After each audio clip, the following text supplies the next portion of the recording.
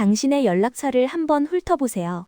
학창시절 전교 1등을 놓치지 않았거나 현재 자기 분야에서 독보적인 성과를 내며 존경받는 사람 중 유독 SNS를 하지 않는 사람들이 있지 않나요? 프로필 사진은 기본 이미지에 게시물은 0개. 사람들은 흔히 이런 사람들을 보며 세상 돌아가는 걸 모른다거나 사회성이 부족한 게 아니냐, 혹은 남들에게 보여줄 게 없는 따분한 인생 아니냐고 수군대기도 합니다. 하지만 심리학의 관점에서 보면 진실은 정반대입니다. 그들은 시대에 뒤처진 게 아니라 오히려 삶의 주도권이라는 가장 귀한 자산을 대중에게 빼앗기지 않기 위해 가장 먼저 담장을 세운 사람들입니다.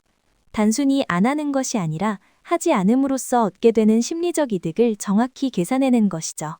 오늘은 똑똑한 사람들이 왜 디지털 세상에서 자취를 감추는지, 그들이 SNS라는 퍼포먼스 경제를 거부하고 얻어낸 놀라운 가치들을 심층적으로 분석해 보겠습니다. 똑똑한 사람들이 SNS를 멀리하는 첫 번째 이유는 경험의 질을 타협하지 않기 때문입니다. 우리는 흔히 맛있는 음식을 먹거나 멋진 풍경을 마주할 때 습관적으로 휴대폰을 꺼냅니다.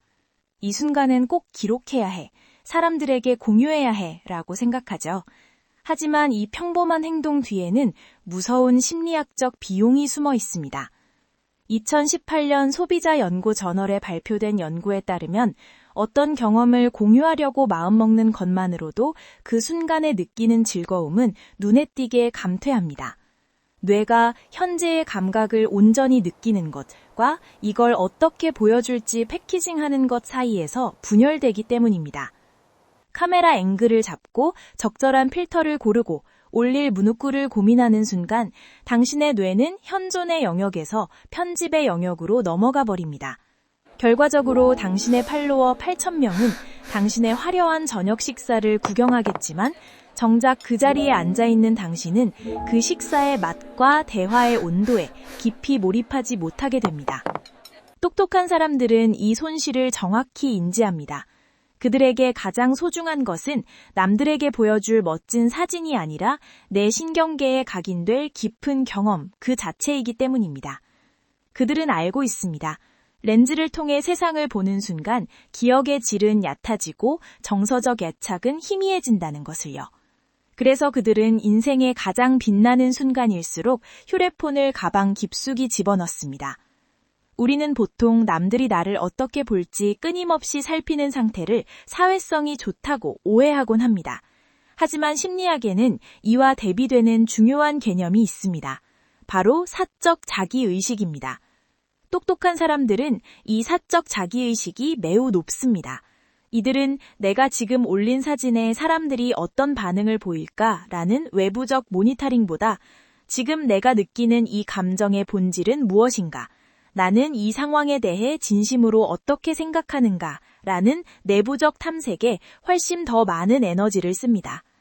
거의 모든 서비스가 타인에게 보여주는 행위에 최적화된 현대사회에서 이러한 내면지향적인 태도는 때때로 결함처럼 보일 수 있습니다. 하지만 사실 이것은 엄청난 심리적 우위입니다. 외부의 시선을 신경 쓰는 공적 자기의식이 높은 사람은 타인의 반응에 따라 자존감이 롤러코스터를 타지만 사적 자기의식이 높은 사람은 외부의 좋아요 없이도 스스로를 지탱할 수 있는 심리적 뼈대가 튼튼하기 때문입니다. 그들은 자신의 인생을 남들에게 증명해야 할 숙제로 여기지 않습니다. SNS는 본질적으로 나라는 사람의 가치를 숫자로 환산하여 매일매일 시장에 내놓는 행위와 같습니다. 팔로워 수, 조회수, 하트의 개수가 곧 나의 시장 가치가 되는 셈이죠. 하지만 지혜로운 사람들은 자신의 가치를 그런 변덕스러운 시장 가격표에 맡기는 것이 얼마나 위험한지 잘 알고 있습니다. SNS의 보상은 불규칙합니다. 어떨 때는 반응이 폭발적이지만 어떨 때는 이유 없이 차갑죠.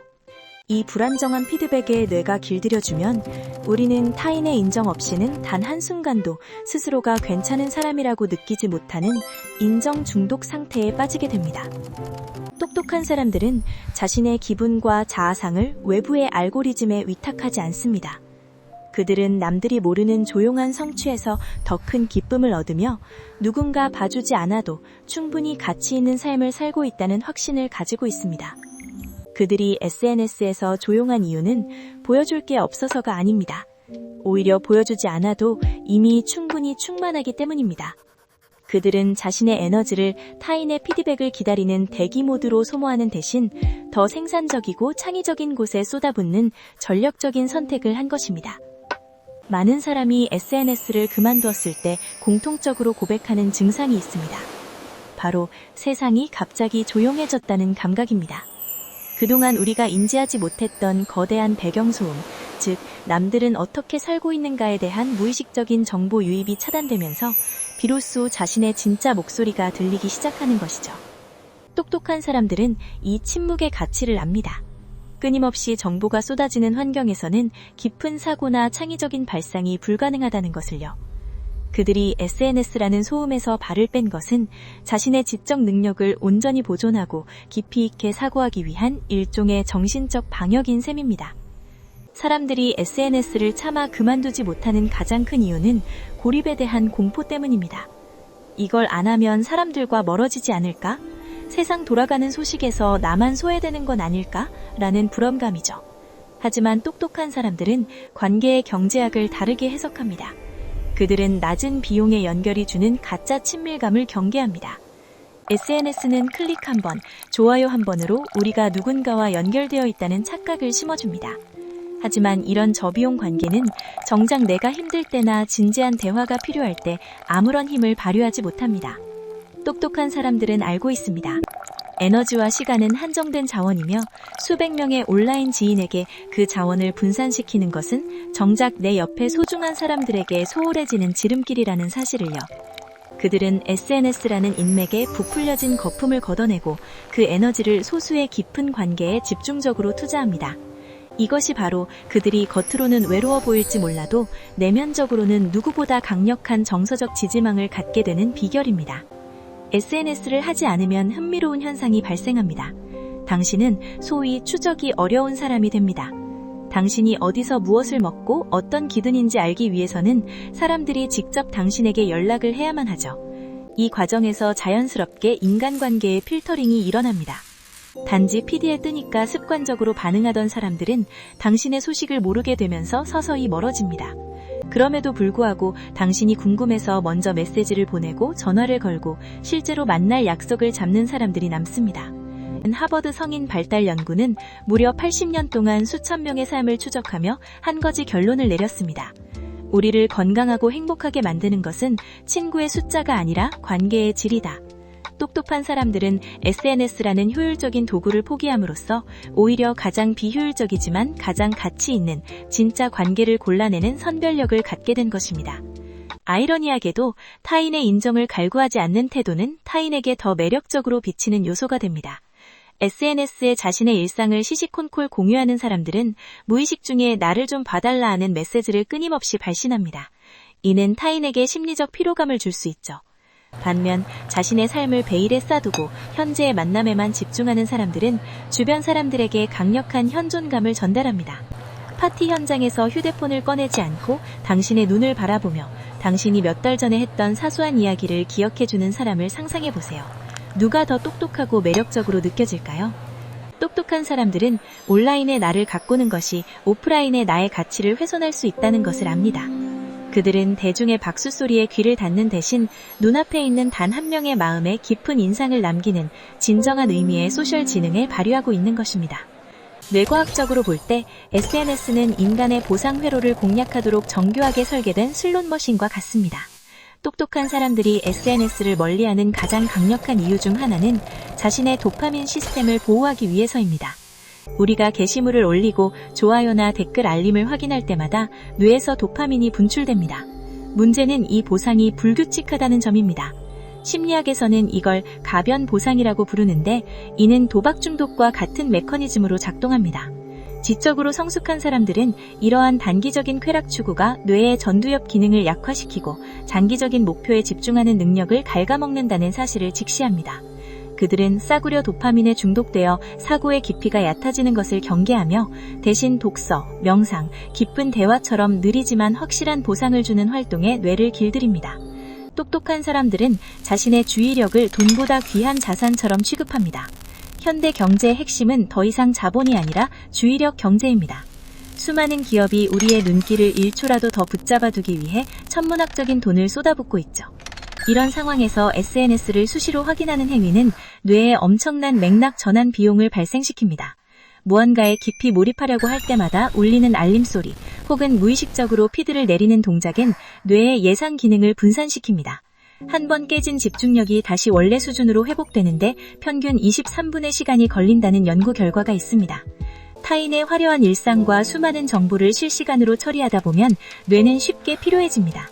똑똑한 사람들은 고도의 문제 해결이나 창의적인 작업을 위해 자신의 인지 에너지를 풀 충전 상태로 유지하길 원합니다. 그들에게 SNS를 하지 않는 것은 단순한 취향의 문제가 아니라 자신의 최고 퍼포먼스를 끌어내기 위한 전략적인 방역인 셈입니다. 우리는 정보가 넘쳐나는 시대에 살고 있지만 역설적으로 지혜는 점점 희귀해지고 있습니다. SNS를 통해 얻는 정보의 대부분은 파편화되어 있고 자극적이며 깊이가 없습니다. 이것은 마치 영양가 없는 불량식품을 계속 섭취하여 몸이 지적 이만 상태가 되는 것과 같습니다. 똑똑한 사람들은 정보의 양보다 질을 선택합니다. 남들이 다 맞다고 하는 유행이나 여론에 휩쓸리지 않으려면 소음에서 떨어져 혼자 생각하는 시간이 반드시 필요합니다. SNS의 알고리즘은 내가 보고 싶은 것만 보여주며 확증 편향을 강화합니다. 똑똑한 사람들은 알고리즘이 짜준 생각의 틀에 갇히는 것을 거부하고 스스로 정보를 탐색하며 사고의 근육을 키웁니다. 그들은 세상의 모든 소식에 밝은 정보 사냥꾼이 되기보단 단 하나의 주제라도 깊게 파고들어 자신만의 관점을 정립하는 사색가를 자처합니다. 이것이 바로 그들이 온라인의 소란스러운 논쟁 속으로 뛰어들지 않는 진짜 이유입니다. 우리는 SNS에 게시물을 올릴 때 무의식 중에 내 행복의 결정권을 타인에게 넘겨줍니다. 내가 보낸 멋진 휴가가 정말로 멋진 것인지 확신하기 위해 타인의 좋아요라는 결제를 기다리는 셈이죠. 심리학적으로 이는 자아의 저작권을 외부에 아웃소싱하는 행위와 같습니다. 똑똑한 사람들은 자신의 삶이 타인의 평가에 의해 정의되는 것을 거부합니다. 영상에서 강조된 개념 중 저작권이라는 개념은 내 삶의 이야기를 써내려가는 펜을 오직 나만이 쥐고 있다는 감각을 의미합니다. 그들은 누군가에게 보여주기 위한 대본을 쓰지 않습니다. 대신 아무도 보지 않는 곳에서도 스스로 만족할 수 있는 진짜 일상을 구축합니다. 내 행복이 타인의 클릭 한 번에 좌우되지 않는다는 확신, 그것이 바로 그들이 가진 단단한 내면의 비밀입니다. SNS의 프레임에 담기는 순간 우리의 일상은 콘텐츠라는 납작한 평면으로 변합니다. 하지만 실제 삶은 훨씬 더 입체적이고 복잡한 질감을 가지고 있습니다. 카메라 렌즈를 통하지 않고 생눈으로 바라보는 노을의 색감, 기록할 필요가 없기에 나눌 수 있는 가장 솔직하고 은밀한 대화, 그리고 오직 그 현장에 있었던 사람들만이 쉐어하는 말로 설명할 수 없는 안분. 이런 모멘트들은 온라인에 공유되는 순간 그 신비로움을 잃어버립니다. 똑똑한 사람들은 자신의 가장 소중한 기억들을 대중에게 전시하여 희석시키지 않습니다. 그들은 그 기억을 오롯이 자신의 내면에 저장함으로써 시간이 흘러도 변하지 않는 삶의 밀도를 유지합니다. 이제 우리 주변의 조용한 똑똑이들을 다시 바라볼 때가 됐습니다. 그들은 사회적 기술이 부족해서 SNS를 하는 것이 아닙니다. 오히려 무엇이 진짜 소중한지 선별해내는 지능이 너무나 높기 때문에 디지털 소음으로부터 자신을 격리시킨 이적인 전략가들입니다. 만약 당신도 SNS를 보며 이유 모를 피로감을 느꼈거나 혹은 이미 계정을 삭제하고 고립감을 느꼈다면 꼭 기억하세요. 당신은 시대에 뒤처진 낙오자가 아닙니다. 오히려 수많은 사람이 디지털 중독과 타인의 시선에 지쳐갈 때 가장 먼저 나 자신으로 존재할 권리를 찾아 나선 파이오니어입니다. 화면 속의 가짜 연결을 끊어낼 때 비로소 당신 앞에 있는 진짜 세계가 보이기 시작할 것입니다. 당신의 삶은 누군가에게 보여주기 위한 전시품이 아니라 오직 당신만이 온전히 누려야 할 위대한 모험이기 때문입니다.